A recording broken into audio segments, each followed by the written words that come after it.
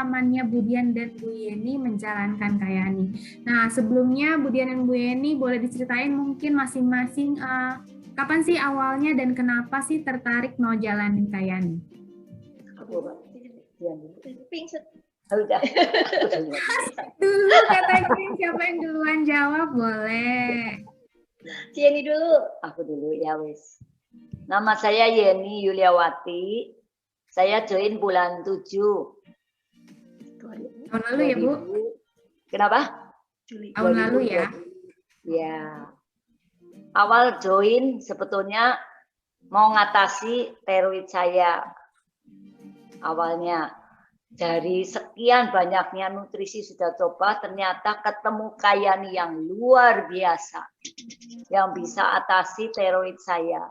Disitulah awal semangat saya harus dibagikan kepada teman-teman lainnya. Itu niat dari hati saya. Itu pertama ya. Belum Paket pernah apa ada. Pertama? Kenapa? Paketnya yang mana kata Pak Rizky? Oh, paketnya aku ambil yang 18 juta. Langsung yang 18 juta ya, luar biasa. Nah, karena aku pikir penyakit saya kan cukup lama udah ya, jadi harus butuh rutin minum gitu loh. Kalau sebentar saja nggak bisa, harus terus rutin, nggak boleh stop gitu, biar total kesembuhannya gitu loh.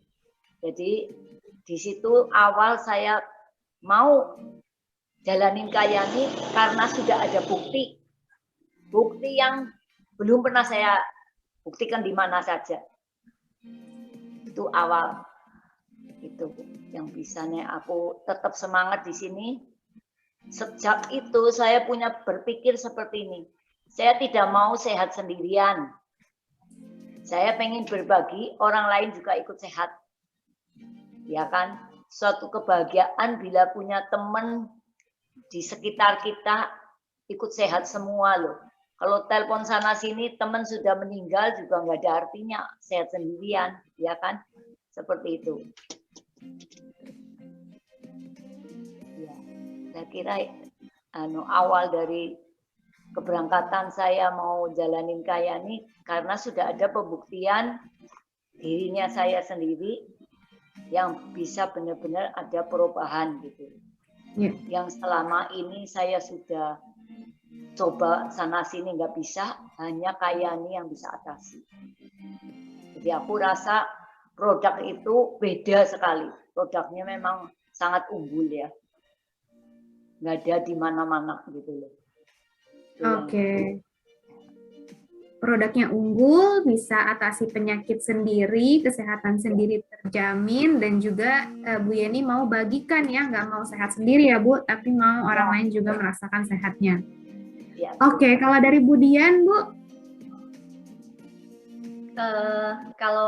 Selamat siang semuanya. Nama saya Dian dari Purwokerto. Kalau saya awal bergabung di Kayani itu terus terang memang pada saat itu saya membutuhkan peluang baru, di mana saya saat itu habis perusahaan tempat saya kerja tutup seluruh Indonesia. Kemudian di tengah kegalauan itu ada teman, melalui teman saya dikenalkan tentang Kayani, dipertemukan dengan Pak Rifki, diceritakan tentang bagaimana kompensasi plan di Kayani. Di situ saya tergerak untuk merendahkan hati untuk belajar dari awal dan meyakini kalau memang itu jalan yang diberikan dari Allah melalui doa-doa yang saya minta pada saat sholat. Itu sih Bu. Karena memang dari sisi peluang. Kemudian saya juga belajar dari produknya, saya cari literatur, ternyata produknya pun luar biasa. Jadi saya benar-benar learning by doing-nya saya lakukan dari awal bergabung, yaitu akhir April tahun lalu.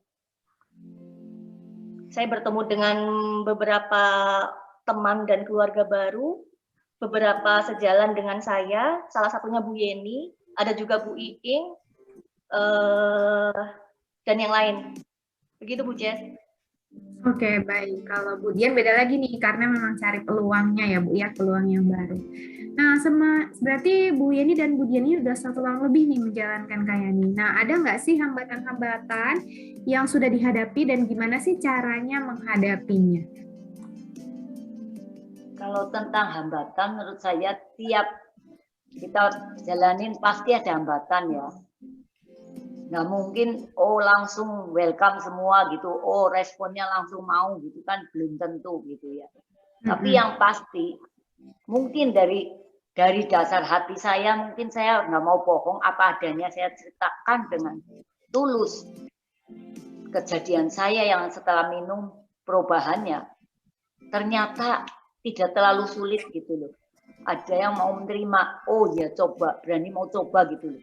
Yang penting orang tuh mau mencoba, berani mau coba itu udah bagus banget.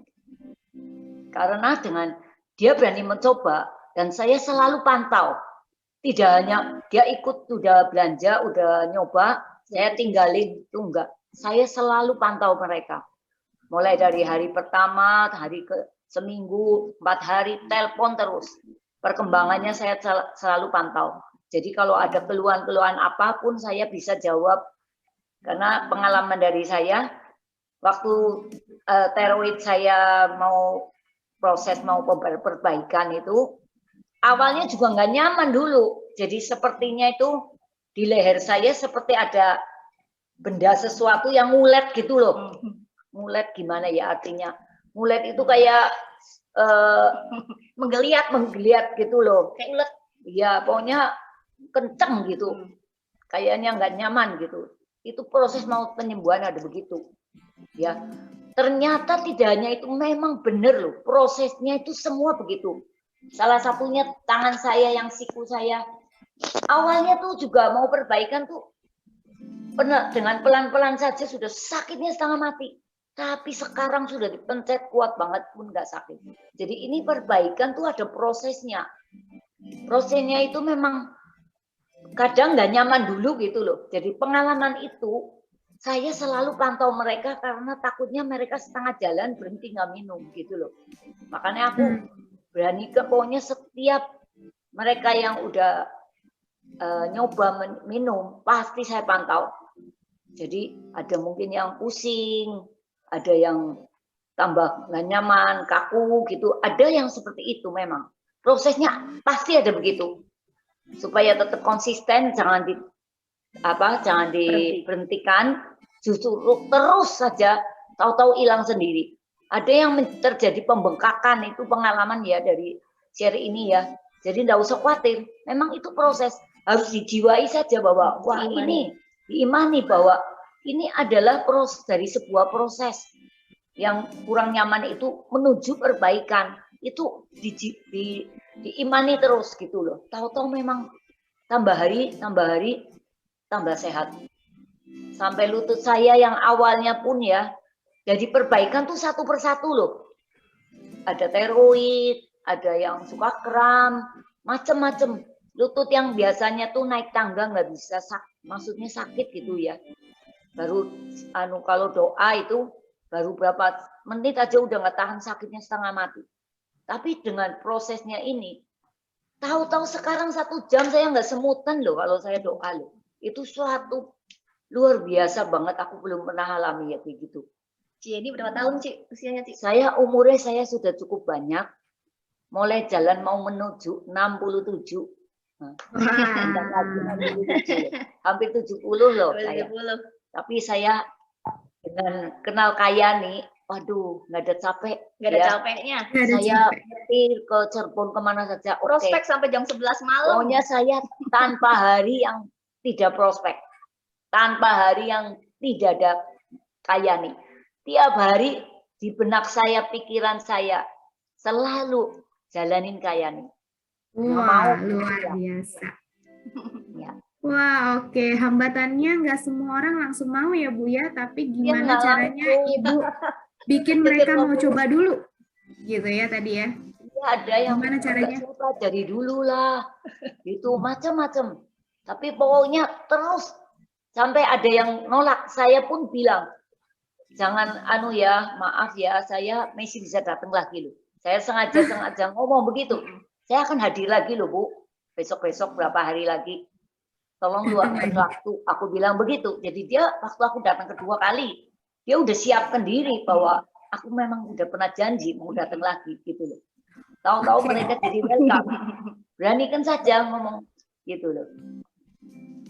Oke, luar biasa. Kalau kemudian Bu?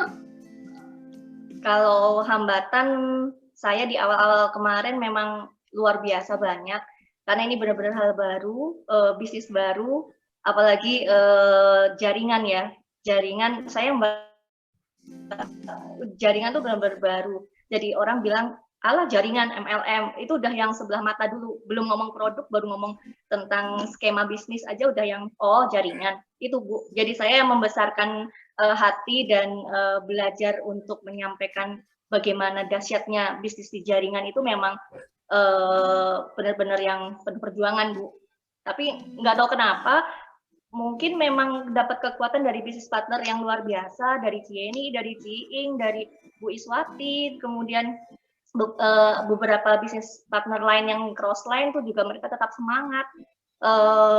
Apalagi dengan Pak Purmanto, Bu Jessica dan Pak Rifki yang selalu support luar biasa. Entah kenapa jalan aja tuh Bu. Jadi itu udah jadi rutinitas. Mau nggak mau ngomong aja setiap hari mesti ngomong, ada aja pasti materi kalian itu selalu ada saat sampai ke orang gitu maksudnya. Jadi ya saya akan buktikan nggak nyampe 4 tahun ya Ci. Ya, 2 tahun 3 tahun lah harus bisa sukses bisa di kalian. Amin, amin, amin, amin. Wah, luar biasa nih Bapak Ibu ya yang kita bisa pelajari hari ini Bapak Ibu, terutama dari Bu Yeni dan Bu Dian yang saya juga lihat dan amati setahun belakangan ini adalah Bu Yeni dan Bu Dian ini selalu positif dan selalu konsisten. Nah, boleh nggak nih Bu Dian dan Bu Yeni kasih tahu tipsnya? Kok bisa sih, gimana sih caranya selalu positif dan selalu konsisten setiap hari yang dipikirin Kayani dan yang dijalanin itu Kayani? Karena kalau bagi saya ya, kenapa harus selalu positif? Karena aku rasa pengen balas budi loh. Bagi saya tuh, saya bisa disembuhkan lewat Kayani. Jadi saya ibaratnya tuh dalam perasaan jiwaku harus benar-benar orang lain tahu perihal yang luar biasa ini. Jangan sampai ketinggalan gitu. Berita yang begitu bagus, produknya kok sampai kelewat gitu loh. Kadang sampai saya kadang bisa kerasa sedih kalau ada seseorang teman gitu ya. Jarang cerita dari hati ke hati, tahu-tahu meninggal, kanker gitu. Waduh, perasaan saya. Aduh, rasanya kok menyesal sekali kenapa saya belum cerita gitu loh. Perasaan itu saya semakin membangkitkan saya harus pokoknya setiap saat ketemu siapapun ya harus cerita. Entah itu kapan sampai pernah ya ada seseorang tuh di kejaksaan, saya saking banyak yang diceritakan banyak sekali loh, tiap orang cerita. Orang itu ketemu saya, dia mesti hafal saya. Dia bilang, Bu, orang di pengadilan, kantor pengadilan, dia jaksa ya.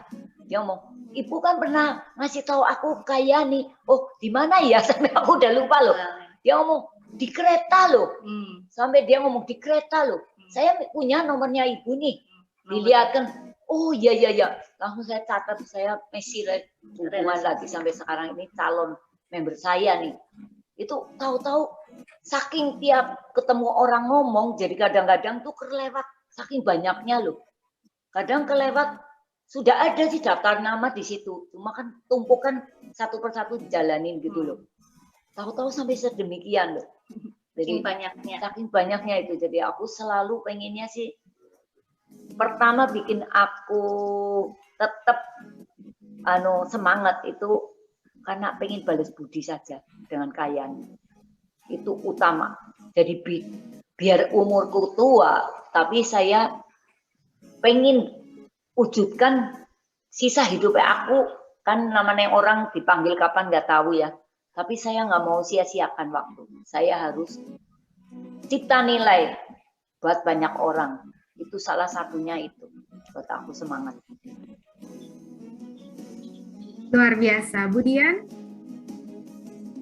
saya kalau untuk stay positif, curhat Bu Jess, curhat ke mentor, iya.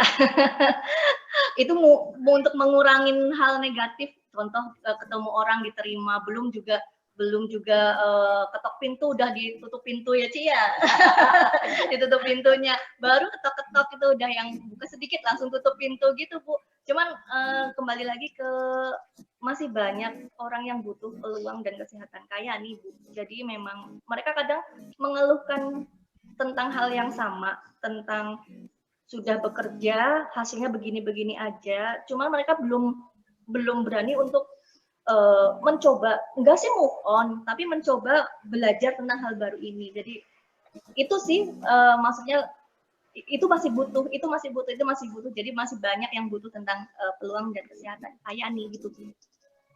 Oke, jadi supaya lebih konsisten dan tetap positif, setiap ada hambatan lagi sebel-sebel curhat aja ya. Iya. Ada tempat curhat. Itu yang jadi hambatannya. Aku malah Pak lagi latihan itu loh. Pak Kur sering bilang, sekarang nggak usah cerita orang sakit, ceritanya bisnisnya saja. Itu benar-benar bagi aku balik ya sih. Iya, kayak hambatan bagi aku tantangan loh. Karena dari banting setir loh, dari yang biasanya selalu ketemunya orang sehat, orang sakit ya. Sekarang ceritanya tidak cerita sakit, ceritanya cuma bisnis loh. Itu kan kayak banting setir loh, sepertinya begitu.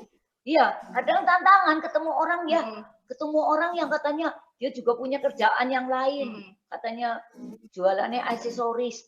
Waduh, gimana ya jawabannya ya? Dia ngomong dia udah rasa cukup gitu di bisnis itu, udah cukup nggak perlu nambah gitu loh. Nah, aku kadang-kadang, nah ini aku satu PR ini nanti aku pasti tanyakan kembali ke Pak Kur. Pak Kur yang ngasih awal kasih suruh aku jalanin tentang bisnis tentang bisnis dok, dan nggak usah cerita sakit. Jadi aku akan balikin lagi ke Pak Kur nanti jawabannya yang tepat. Kadang-kadang saya butuh belajar dari dia karena memang belajar tuh sampai kapanpun terus harus nggak boleh berhenti. Ya, setuju Bu ya. Kuncinya kalau ada hambatan, tantangan, cari tempat curhat, kembali ke mentornya, boleh cerita ke manajemen juga. Ini Pak Rifki juga bilang, kenapa membagikan peluangnya? Karena kita butuh penggerak yang banyak, betul sekali. Dan tadi yang Bu Dian bilang juga karena peluangnya masih sangat besar ya